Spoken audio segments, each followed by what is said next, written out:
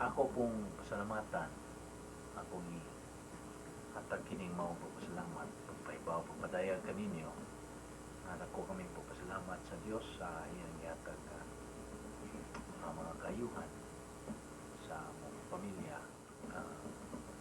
Pinagi lamang sa paglamdag sa Espiritu Santo na kining tanan na imo o siya to may pinagmayo nga sakit-sakit, di maginagkalikayan o sa mga butang na nadawat nato ng maayo o bisan pa mga pagsulay.